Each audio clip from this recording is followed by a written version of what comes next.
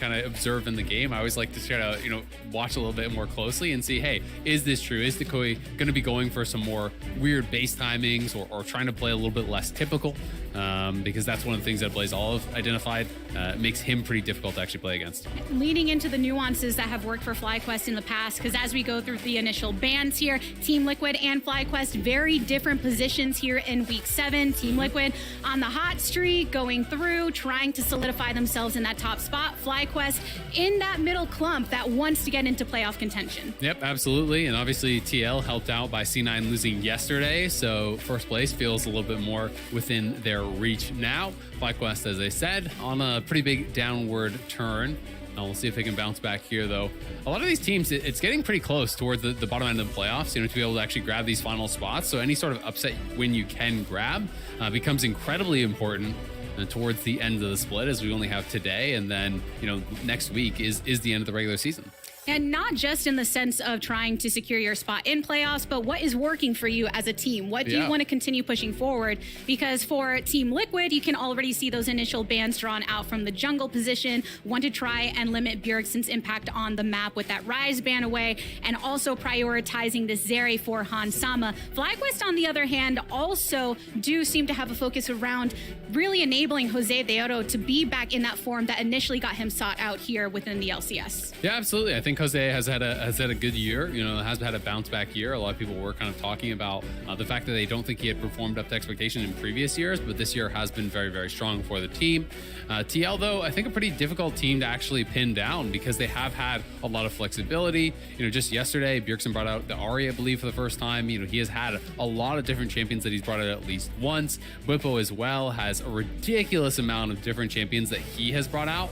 And we know that Hans and CoreJJ are willing to play, these kind of safety lanes where CoreJJ is going to roam on the map or go for 2v2 kills. So there's a lot of flexibility in the way that TL is willing to play in a way that they've never really had in the past. They've always been more of that kind of stock standard draft for 5v5, draft scaling, wait for your opponents to make mistakes and win that way. So it's a new iteration of TL, and I do think it makes it much more difficult to prepare against. And you do have to wonder how much of that is when thinking about the players on this squad. A Blaze Olive talking about the fact that Bjergsen is willing to play whatever is needed for the team and diversifying his style in that fashion, bringing out the Ahri this time for the second game in a row on the weekend. Yep, going to be bringing out the Ahri. His game yesterday was really good. I think one of his best games of the split, actually. Getting a lot of key charms was a big difference maker, in that game. Whereas a lot of the other games, and he even talked about this in an interview with Travis Gafford, speaking about the fact that often his other lanes are winning so early that he feels like it's not smart for him to take risks. He should just then kind of facilitate them and their lead to be able to kind of make sure that he's not the one that is throwing the game or anything like that. But yesterday, it did feel like he was a big difference maker, was really having a great game on the Ahri, so exciting to see that brought out. Decoy also, I think back to his game, I believe it was against 100 Thieves, where they knocked down 100 Thieves. He had an incredible Veigar game, big play in the final moments, taking out Avidaga, who was playing Corki in that one, and really I think has looked strong on the pick, so it's a strong scaling pick here. Jose de Oro is on extreme comfort with the Viego, one of his best champs, absolutely. They have a strong engaged support here for Afro, and they're banning out a couple of the options on the other side there for CoreJJ. Interesting to see the Malphite ban here, which kind of makes you think it's going to be an AD top, very likely that TL is looking for. Of course, fifth pick, probably going to be saved down, for Kumo to be able to answer Bwipo. So there is the possibility of Jace. That's the one that most people are going to think of when Malphite is banned out. That's a strong matchup into that, especially if you want to go for an AD jungler as well, as they have. Yeah, I am very curious to see what they do end up bringing into that top position, because even thinking to Team Liquid's game yesterday, right, you always have to be worried about how they use Bwipo to exploit whatever is on the opposite side, never letting Aatrox get off the ground. So if you're FlyQuest, do you want to go for something that's going to be a bit more useful in the later stages of the game, emphasize your team fighting, or something that can hold a bit more down in laning? Tristana, baby, coming through for FlyQuest. Johnson going away from the comfort that a lot of the other picks are leaning towards. Yeah, very interesting. Tristana coming out, has gotten a couple buffs over the last while, but still not something that is as not a single play on 12.5 for Tristana. I just checked across the major leagues. So, that's actually a pretty interesting first. It is a really strong scaling pick. It's a pick that can absolutely demolish towers. You do have a lot of self appeal and safety with the Buster Shot as well as the rocket jump. So there is a lot of strength there. With Lucian coming through, I think that's Lucian top. So Lucian top very likely here for Bwipo. I don't think they're going to do something super crazy and like flex Ahri top, so it should be Lucian top. That is actually why they did ban out the Malphite. Will the support option in fact be the Taric? Would be interesting. There are other engage options they could look towards, even like the Leona is still available. Thresh is still available if they want to go for a more standard option, but CoreJJ can actually lock it in. So a lot of new stuff here today. Bwipo bringing out the Lucian top. We have Taric down here in the bot lane. One of the weaker early laners generally, but is a champion that scales incredibly well. And post 6, if you have the ability to lock your opponents into a team fight, the ultimate is so powerful. If they are playing a poke comp, the ultimate becomes a lot weaker because they can poke and prod, and it's easier to get a bad ultimate out of that Taric. But when you're playing, with the Ahri, with the Trundle, if you can fly in there or even use it as counter engage to the Nautilus and Gragas that gets actually locked up here, get an effective ulti, that can buy Lucian and Zeri and Ahri the time that they need to really run over a team fight. So a very strong 5v5 here drafted by TL. On the other side, I think the engage is a lot more explosive from FlyQuest with the Gragas and the Nautilus, and they have some really good scaling here with the Veigar as well as the Tristana. So pretty interesting compositions.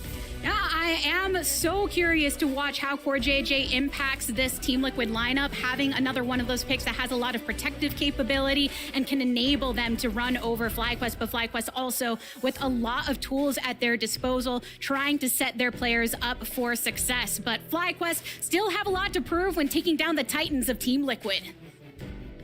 This is a league built on speed and precision, where everything needs to perform at a pro level, especially your hardware. They block the road. They want to complete the final piece of the puzzle. They don't have enough damage for it, but who cares? It's all a formality, baby. The winner of LCS Lock-In. Even if you're hard stuck plat, like me, forever. Roccat, the official mouse and keyboard of the LCS. All right, coming back into it, FlyQuest still playing from home, but getting their best foot forward here against Team Liquid.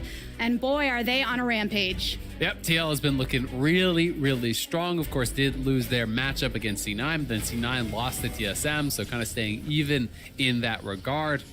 It's going to be a really exciting one. Again, a lot of flexibility being shown by these teams here. And it's going to be interesting to see what they kind of, are coming to a conclusion with of like what their best champs are, coming up on playoffs, right? Because there's a lot of experimentation from these top teams, especially a lot of experimentation on the FlyQuest side as well. And they've got to really nail down like what their best comps are, what their best champs are. So when you come into playoffs, you know exactly what you want to go for in all situations. So with that considered, and the fact that they do want to set themselves up for playoffs, but also within this game, looking at the comps individually, who are you favoring and what are the tactics that you are looking for each side to get the overall victory? I think you've got to favor TL just based on the nameplates almost. But when you're looking purely compositionally, I do actually really like what FlyQuest has drafted.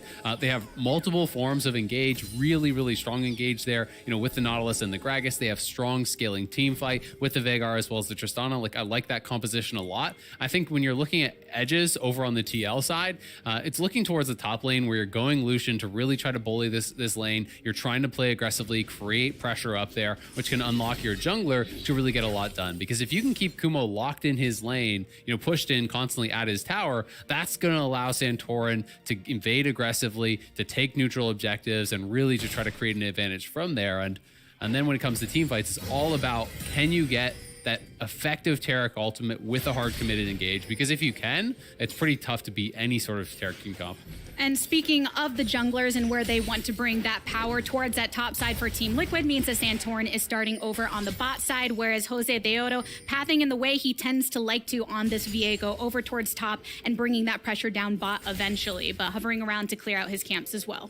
Yep, absolutely. And you can see the early Tribrush ward that was actually placed there on screen from Bwipo. That is kind of a nod to the fact that there could be some sort of early aggressive move. Bwipo, though, getting a quick level 2 there and just going to try to continue going in, punishing Kumo on every single trade that he can. Going to be interesting to see if it's just the Blade of the Rune King rush. I think that's actually what he went last time, the one other game that he did bring out Lucian top. And these double marks and comps are becoming a lot more popular once again. We're seeing Kai'Sa mid, we're seeing Lucian mid, we're seeing Lucian top. So it's becoming kind of back into the meta, and it does give an advantage to these teams that have the flexibility to really run it.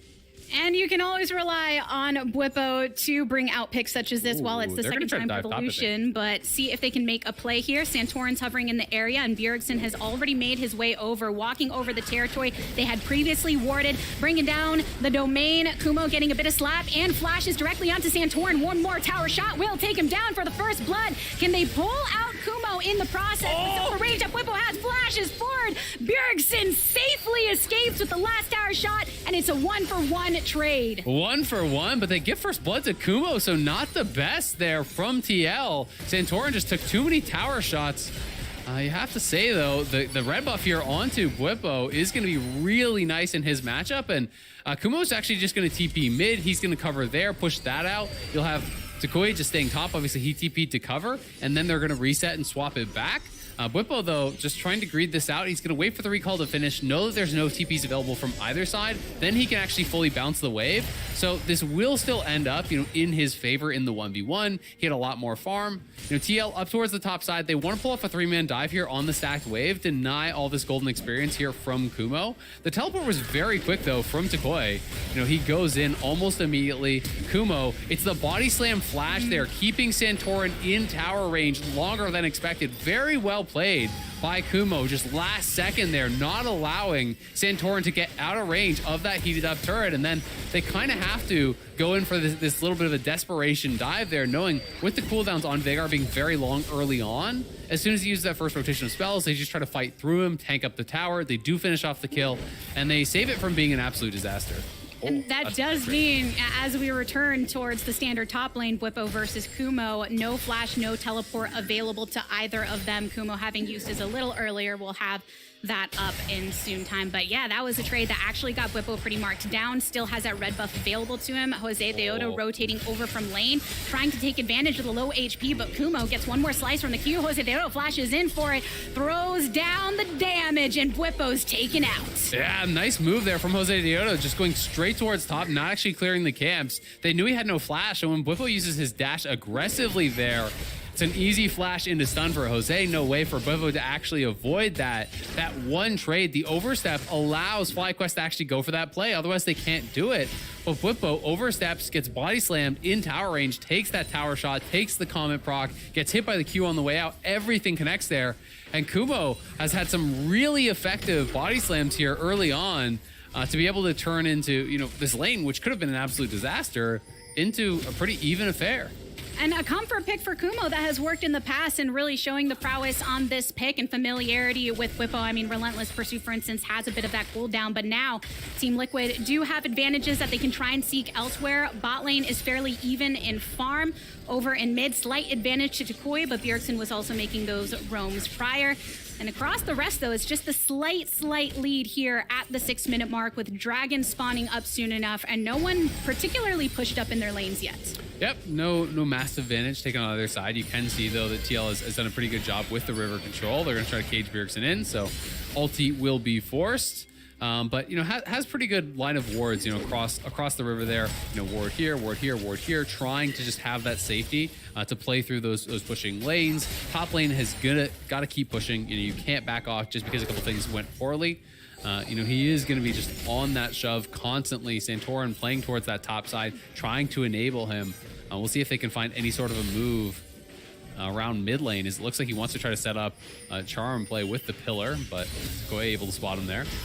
Waiting on the outskirts. Takoi just hitting level 7 now, so slight ahead in XP compared to Bjergsen, but it's time for an invade from Santorin to go into the enemy jungle territory. Bwipo aggressive here with Kumo. Sidestep, explosive cast to knock Bwipo to the side. Throws down the culling. Won't be able to finish off enough damage. The wave was coming as well to try and block some of it off, but meanwhile, down bot, FlyQuest are taking the first dragon. That's actually pretty nice from Kumo. I'm not sure if it would have been better to ult him into the tower, but he actually ulted him into his waiting Q. So he hits both of those, chunks him out really low, but did have the refillable potion, had some biscuits there, so he's going to be able to reset this. On the bottom side, Jose trying to check on this red buff. He's looking to steal this away as FlyQuest does have the push here. Johnson and Afro moving in. Again, you kind of expect them to be able to have the push as Tarek not a strong laner here early on, and it's just going to be TL making the call to give up the red buff, so Jose will be able to take this one away. And Core just kind of trying to chill down on that bot side, looking to scale up, has the early tier, which I expect him to just kind of sit on. I don't really think he's going to go straight towards Fimbulwinter. A lot of times Tarek does struggle pretty heavily with the mana though, so going tier early and just sitting on that and then going into your support item or your mythic, I think makes a lot of sense. And right now, just making sure they're not taking too many risks when they don't need to, just for a buff. You could see that the rotation was happening from the FlyQuest bot lane over that control ward that he had previously dropped down and try. Of course, it has been cleared out now, which gives Fly an opportunity to control that side. But over here on top, Bwipo, once again isolated, but Bjergsen's making his way up towards this top as well. A play that we've seen time and time again from Team Liquid to keep him protected. Rift Herald is up here too for somebody to have the taking eventually. A nice knock zipping on forward onto Kumo. Bjergsen, a great charm to finish it off. The Orb of Deception, but it's Bwipo that gets the kill. Nicely done there by Bjergsen, gets the roam, point blank charm. And this should get them Herald as well. That's a really big deal. Gonna get them Heralds, gonna get them plates probably here for Lucian as well. That's one that FlyQuest should have known as it was coming, though. I mean, they had the knowledge that Bjergsen was actually missing from mid lane. Skoi should be calling that out, and FlyQuest just not respecting the roam. They are moving up, though, to try to challenge here. And poor JJ also here as well. Going to be faced right off by Aphromoo. Goes on forward to stun, and another charm directly onto Jose Deodo. No more jungler for FlyQuest, meaning that Team Liquid feels secure in their take. Yeah, that just felt like an overreach from FlyQuest. When you lose that fight on the top side, you're always going to lose the Herald. And them overextending to try to do this was a 3v4 that they're opting into. Johnson was behind the play. He was roaming up, but he was not there to make it a 4v4. So Hansama sits bot, picks up that farm. They get an extra kill. They still get the Herald. And now a pretty significant advantage created there for TL. And the Herald was picked up by Bwipo specifically. So that's nice.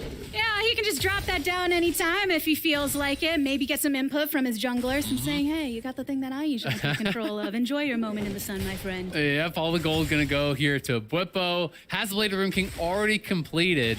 So Bwipo really, really strong at this point. You do have to show some respect to the burst potential there of this AP Gragas.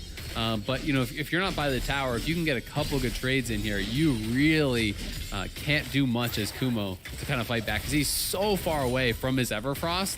Bwipo is going to be massively stronger at this point, and if he can continue pushing up, chipping away at the turret, he has the Herald in pocket, has the potential to just get all this gold for free. And another Ahri on the way if he needs any additional assistance too. Kumo charmed charm again, flash. another orb.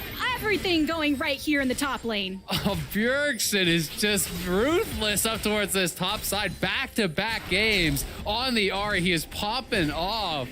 The charm flash, it looked like there, right onto Kumo. Getting the charm, interrupting the body slam. Kumo, back-to-back roams, can't avoid that charm, not willing to early flash. Ends up going down again. He has no TP here, so it's a rough one.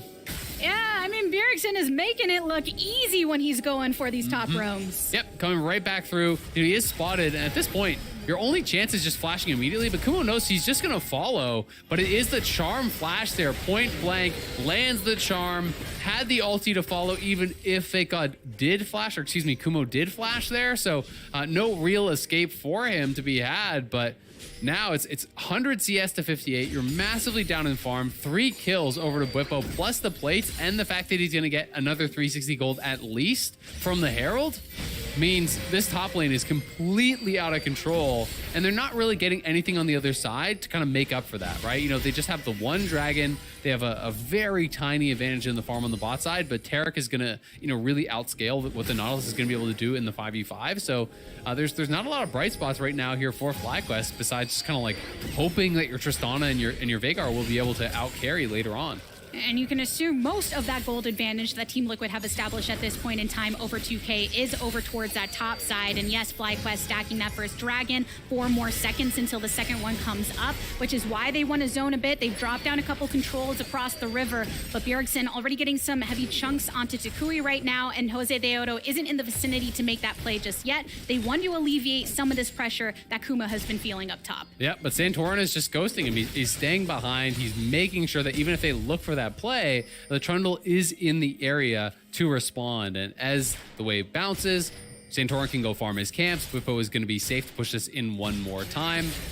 The Herald will have to be dropped here pretty soon. You know, I do expect it to be used either on this wave or the next. You know, you don't want to allow that to time out, and you definitely don't want to miss out on that gold. Should be able to probably just proc it right here, and we'll be able to at least get 2 more plates down. It's going to be very low. Probably can't actually finish that last final plate before they do fall because it's going to be too much armor and MR, but we'll get the charge. We'll get an additional kills worth of gold, and at this point, you know, it's 5,700, almost 5,800 gold to under 4K. So that he is like almost the entire lead for TL. And here at that 13-minute mark, whereas most of that lead is over towards top, you at least know Hansama on the bot side has finished off that Triforce. And then on the opposite end, because of that attention that was paid, Bjergsen making that roam just to ensure that the Herald could smash, they do manage to position themselves for a second dragon to be picked up by FlyQuest, which means we got them Hextech gates on the way for the third. And that is a really strong soul. So at the very least, they do have some sort of a win condition that they're building to. You know, you have really good scaling with 2 of your carries. If Gragas can kind of just hold on the top side, like honestly, maybe he should just go Everfrost into tank from here. Like I don't think it really makes sense to go full AP when you're this far down. So maybe he should just try to bail out and try to get into damage mitigation as hard as he can. But you know, they can try to work towards Soul, but TL has such a big gold lead that as long as they execute in these 5v5s, they should be able to stop them at the next dragon. And that's really where I think a lot of this game is going to be decided, because TL has been able to stretch out this 3.5k gold lead. FlyQuest has traded that for a couple dragons on the bottom side, and now you've got to kind of make good on that and continue this stack towards Soul, because if TL steals even 1 dragon away, then the gold they've gotten has been worth so much more.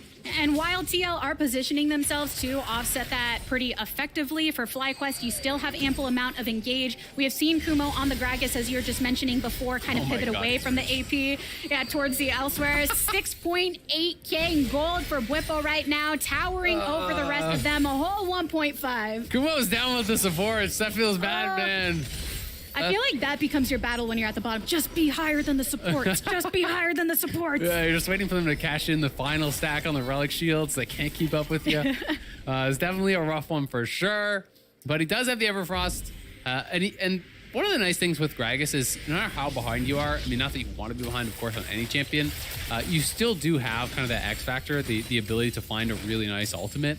Of course, you want it to do more damage, but if you can actually knock someone in, if you can find that perfect combo, body slam flash, knock someone in, you know, immediately delete them with Veigar follow-up, then that can really do a lot to kind of alleviate those pains and that goal that you are down. Because as strong as Bwipo is, he isn't tanky at all, right? You know, he still can get burst down.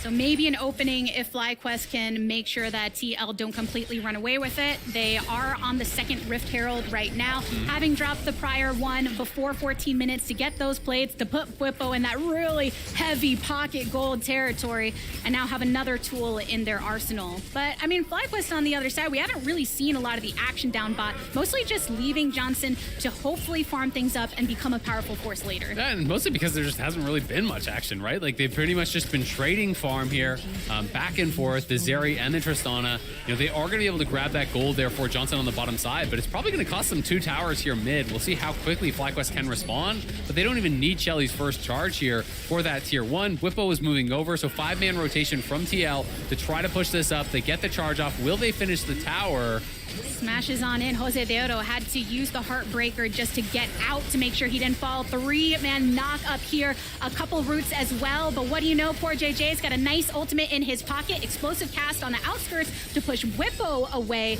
But no lives are lost, but towers taken. Yep, they get those 2 towers. All the ultimates used there will be back up before the next dragon. So not really much of a cost for TL. They brute force it down mid. They get that additional gold here. And not sure if we're just into a quick pause. We'll let you guys know as soon as we do. But yeah, I mean, it's all really going to come down to the setup here around that next dragon, around that third dragon that FlyQuest is trying to stack towards, trying to get that Hextech soul, you know, really make good on the early game investment down on that bottom side. I did get the info. Hansama's client did crash, so game paused. He's going to be rebooting. Hopefully it's a quick solve and we're right back into it. Getting that all worked out. On that note of that dragon, it does feel like a lot of teams like Team Liquid have been okay with allowing those first 2 to go. They're not too worried about it until you get to that soul point, if they're not the ones in the driver's seat, because there's plenty of games where they do prioritize that bot side as well, but they kind of just let it go if they're not the first ones to that first Drake. Yeah, absolutely. And I mean, I think with this composition that they built, like when you're playing Lucian top, you're doing that to create a gold advantage on the top side, right? Lucian doesn't want to farm even. You're just not in a good position if you're doing that. So it makes sense for them. Focus their efforts on the top side, play through that advantage. Ahri has pushed mid, Lucian has pushed top. Santorin can do pretty much whatever he wants on the top side because of that. And it also enabled Bjergsen to make some really good roams towards the top side, which is kind of what blew that lane open for them. And so you're trading all of that gold that you're farming for the dragons on the bottom side with the intent to fight at third dragon and be much stronger than your opponents at that time. And that's, pretty kind of classic trade back and forth. Of course, there are some games for TL where it's just like they're just stomping every lane and they take the dragons and the gold lead. Mm-hmm. And usually you're just kind of doomed in that situation. Yeah.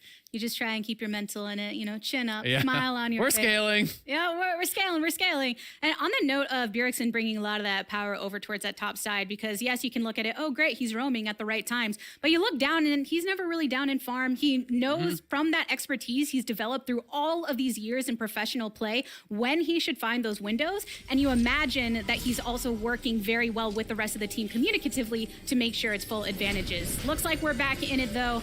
Team Liquid and FlyQuest still underway. Yep, absolutely. I mean, it's one of those things where you have to roam at the right times. Roam when you're not going to lose too much farm, too many plates, too much tempo. It's definitely something that, if you are going to be roaming at timers where the waves can crash, you want someone to be able to rotate up and actually cover for you. So there's a lot that goes into it, but it's interesting because, we had a Blaze all talking about how in his games, his experience against Bjergsen most recently have been that Bjergsen generally prioritizes his lane and is not willing to sacrifice that for that of his teammates. But in this game, I kind of feel like that's been more what he has done. Like, he's not farming poorly by any means. He's up to almost 160 at 17 minutes, which is respectable, but he's roamed multiple times and actually has sacrificed some farm to put the Lucian ahead, which was kind of exactly what they were talking about. So, showing some of that flexibility, something that Bjergsen definitely hasn't shied away from in the past. He's a guy that kind of just plays whatever he believes is the strongest, no matter what anyone else believes. Received a lot of criticism at times for, playing Galio all the time on TSM and things like, mid lane Lulu or Karma or whatever, when people are like, get him on a carry, let him win the game. But if he believes that's the best way to win the game, that's what he's going to play. And he's not someone that needs to be the person to carry every single time. And I think that's one of the things when it comes to Team Liquid as a squad, even just hearing from Santorin in the post-game interview yesterday, the excitement comes from that willingness of every single player to make the play, whatever it needs to be, while Team Liquid's setting up right now in the bush to try to make a play of their own. 4 of them, Bjergsen coming from the river as well. There is some warding to be seen.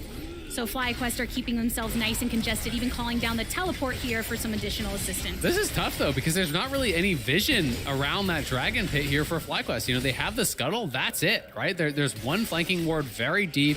There's the scuttle down, but it makes it tough to enter, and they don't see Bjergsen here. He's going to face check. Yeah, Bjergsen was sitting right on top of that control ward for whoever might be passing by. The dragon itself has been completed. Team Liquid taking it down, so with the objective no longer on the table, FlyQuest choose not to engage. Yeah, and I think that's the right call. It's a tough one to make when you're trying to play for Soul, but they just didn't have the angle to do it. So instead, they get mid lane prio off this. They can go mid, try to push for towers. TL didn't have the inside track to actually walk back and defend their mid. So instead, they're just going to trade bot. They recall 3. They send their 2 Soul laners down bot to try to trade a tower. And their bot lane plus jungler will actually get up here to try to defend their own tier 2 and potentially defend that top lane tier 1. So I think correct choices on both sides here. This is, of course, the earlier client crash. They are back in. That didn't just happen. We have FlyQuest playing from home, so have to build up that competitive integrity, and that's why there is that little bit of a delay. So while in this current game state there was a bit of a trading of the turrets, if you're looking from FlyQuest's perspective, think about the advantages that Team Liquid got when they can break open that mid. It's always a scenario that helps you most when wanting to go for the dragons, when wanting to go to the Baron, so that you can establish that vision very effectively. So at least maybe FlyQuest, if they keep themselves within a team kind of movement across the map, can try to do some of the same. Though they do still have 3 minutes and 45 until the next Drake, so a while on that, and we are just now over the 20-minute mark where Baron becomes a play. Yep, and I mean, I think for FlyQuest, the game plan kind of stays the same, right? The gold lead hasn't grown tremendously for TL, and if you actually look at the individual gold leads on these players, it's 3K for Bwipo. They're only 3.6K ahead. So if you can get a quick kill on Bwipo, like the gold lead is just removed. And they have good tools to do that because, Veigar QR plus Kumo with a body slam flash into an ultimate, like those spells will insta-kill Lelouch. It's obviously easier said than done to actually connect everything on him because he's going to be playing around that. And there is things like, the Core JJ ultimate to really worry about. But if they can connect on him, if they can really find that window to get the damage down, they can burst him out.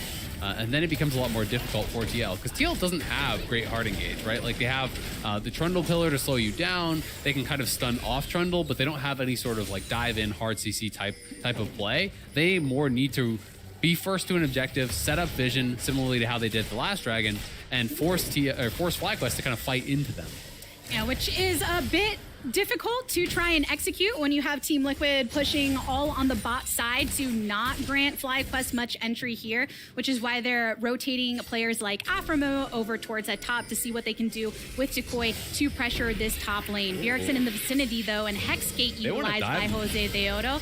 They don't have much of a wave here, just last cleared with Bjergsen having the minions on his side, so they can't really execute, but they were trying to be proactive with it. Yeah, it looked like they were trying to set up a flank here, Afro and Jose looking for a wraparound, but because they have no deep vision, right? Like they have nothing on the map past this little ward here. They got one there, and then they have kind of this just general line, right? They've got no deep wards, so they didn't have any information on where the TL members were. And if they do try to go for that wraparound and they find Santorin and CoreJJ, that's going to go really bad for you.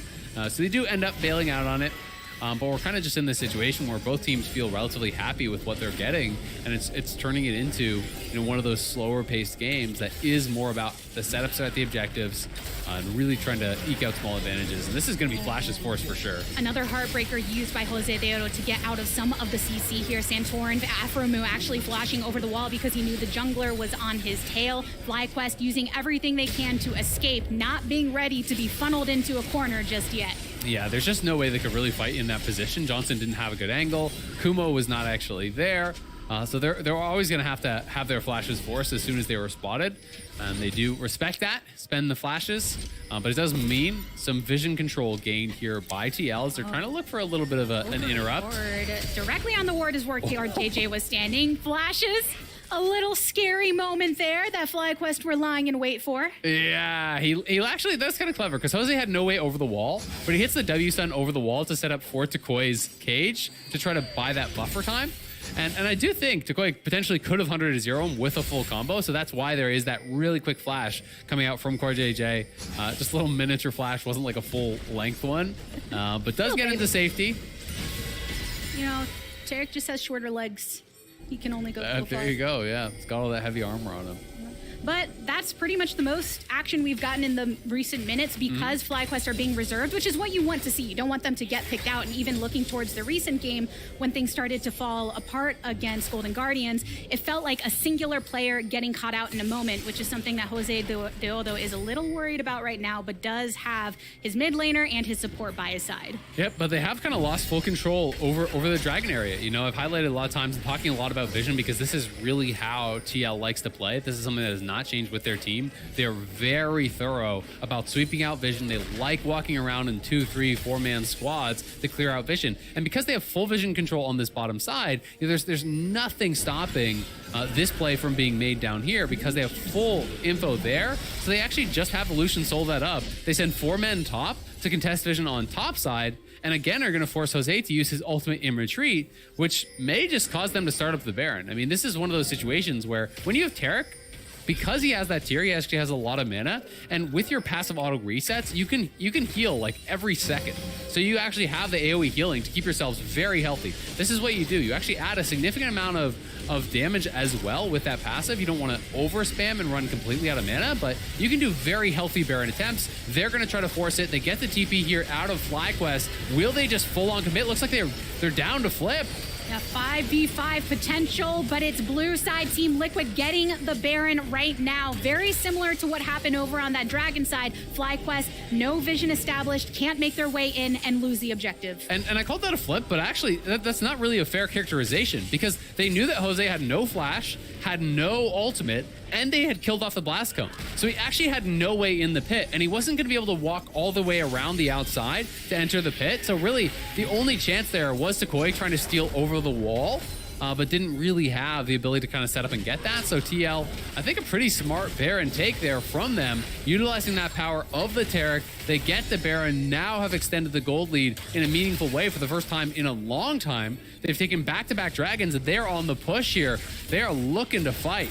A 4-player escort from Team Liquid Flyquest down on the mid. flank. There is a teleport available from Bjergsen if he wants to come through. But here we go. 2 locked down, 2 stun for Team Liquid. But so far, it is 1 eliminated in for JJ. Jose Vero, Heartbreaker over to the side. Gets Charm back into it. Explosive cast to send Santorin in the opposite direction. But Takui flashes over the wall to get out of Bjergsen's way. That's a man you got to worry about his damage. That's a pillar you got to worry about that's slow. But you got the stopwatch. Oh, the gauge! Kumo, the event horizon is good. Catches 2, but the damage follow-up isn't there. So Team Liquid dodging Dark Matter on Dark Matter. They stay in this, losing 1 for 1. Yeah, it's just a 1 for 1 there.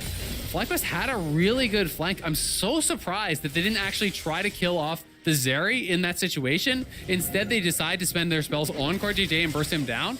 I guess the read is that, oh, Kumo probably gonna go down. Football, you feeling pretty strong right now, huh? You got that calling for Kumo, huh? Kumo right into his barrel and sent off to sea. Yeah, Kumo gonna fall down there. Didn't spend the flash, couldn't get out of range. Does end up going down.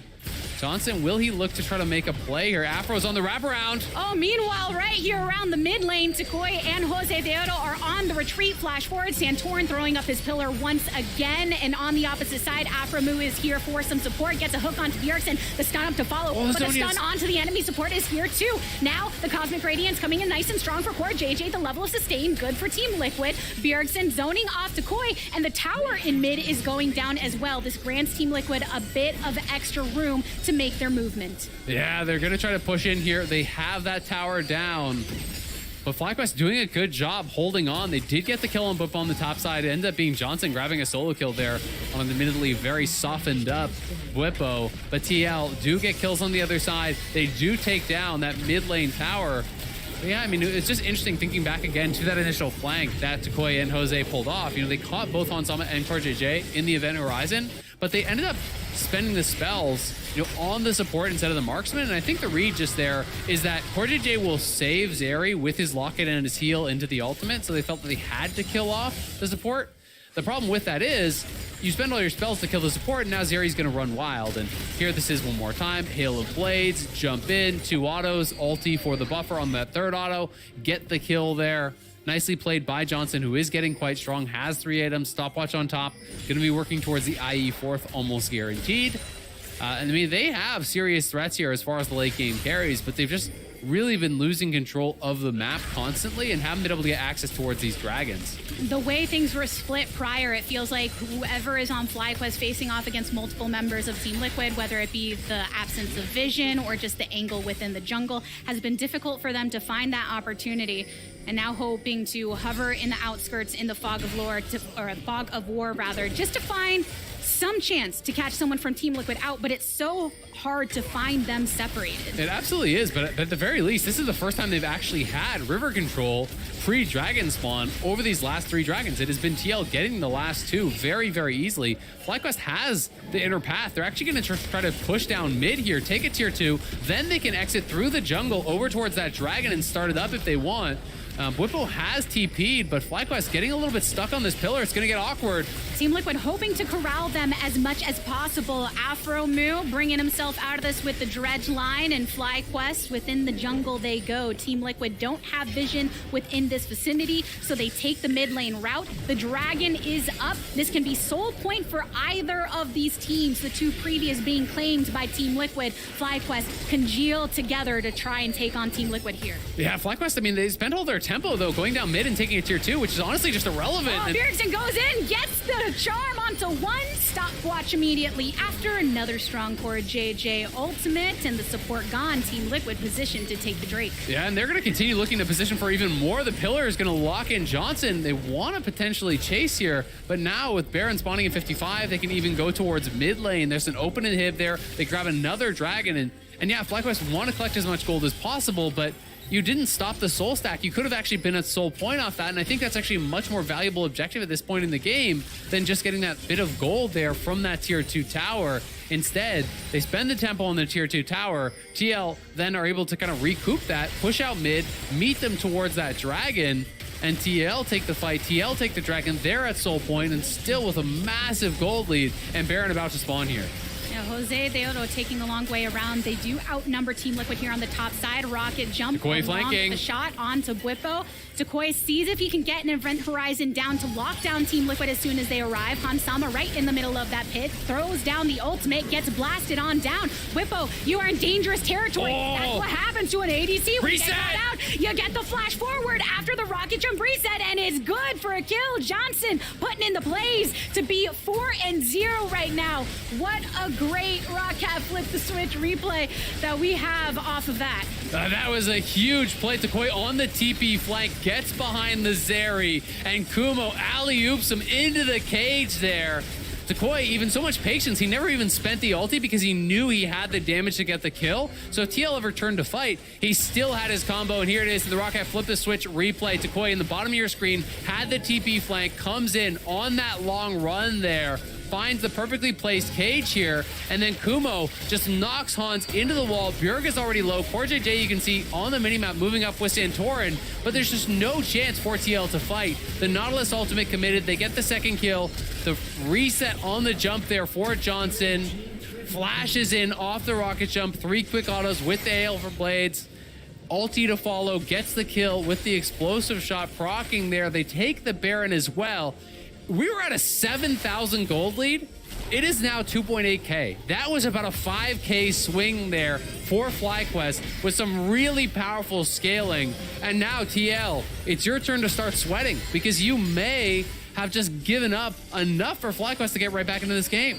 It's the first time we got to see them be truly proactive with their kits. How many times have we seen the Heartbreaker from Jose Deodo, the rocket jump from Johnson, having to be very defensive and getting out of a lot of these fights against Team Liquid? But now we were able to see the true power that they have behind them, taking down this tower in the bot lane. Team Liquid offsetting this with another wave soon to come. Yep, just trying to stack up these waves here, have them crash at the same time. Mid lane's coming in. It's just the cannon in that bot lane remaining.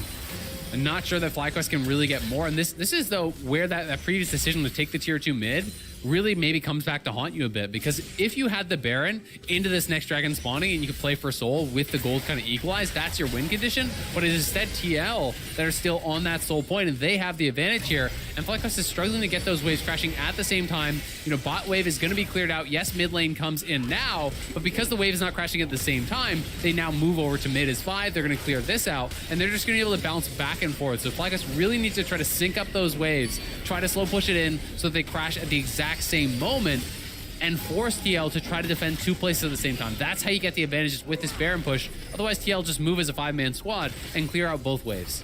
And that top wave had gotten stalled for quite some time as well, which is why Johnson is now making his movement that way so that FlyQuest can open up some of these lanes and create an advantage. Their Baron buff will be expiring before the spawning of that next Drake, and that's where you have to look at that team fighting once again to see if they can push things. Yep, and at the very least, they will get this tier 2, so not going to really be able to pressure the base here. Unfortunately for FlyQuest, just didn't have the correct timings on those pushes. TL, though, trying to get some vision back here. It's going to be about the dragon. Both teams need to reset early, get rid of any extra crap in your inventory, get pink wards. Everyone needs to play for vision in this sort of a situation because the game will come down to having that perfect setup and to having that perfect engage at this next fight. If TL get that dragon, that is soul. That is very likely the game in their favor, despite the great comeback from FlyQuest. But if they can stave this off, they are still alive.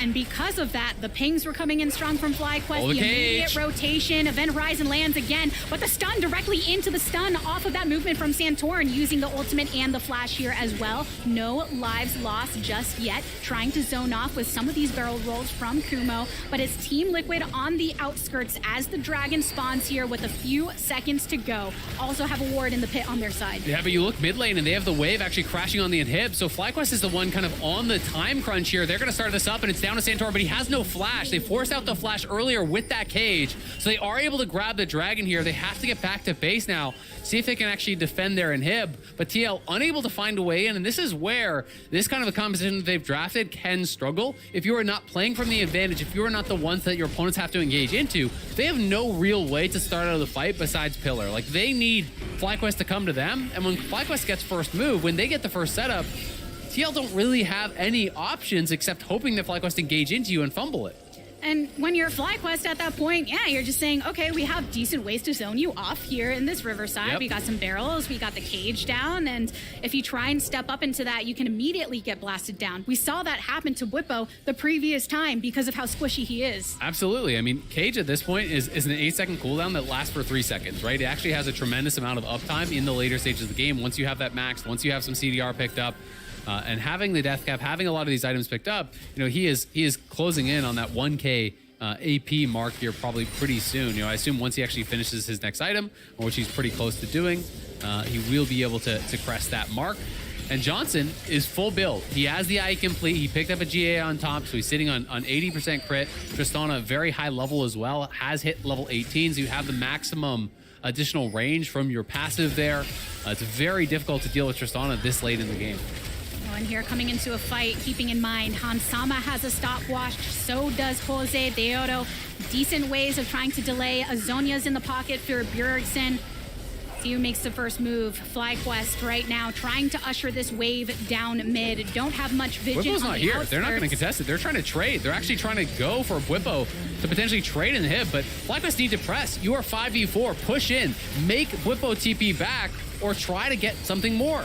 Take it or leave it, FlyQuest. They take the inhibitor, and Whippo continues to usher that wave over towards that top side. See how quickly FlyQuest can respond from here on out. I mean, someone's got to get back, right? You've got to get back and actually answer this. They're afraid to. If you wait too long, you know, if TL are able to stop these recalls, then it could be really bad. TL, of course, don't have vision in their jungle to actually just go in there and face check, so it is just the inhibitor trade. You know, FlyQuest played it a little bit slow, but now, Whippo, you're in trouble. He way overstayed. Ooh. Yeah, two coming in hot from FlyQuest once they finally did manage to get that back. Kumo using the flash there, but still, inhibitor mid taken down for Team Liquid, inhibitor bot over for FlyQuest. I mean, this could be Baron potentially here for FlyQuest. They should definitely go for it. It's 5v4.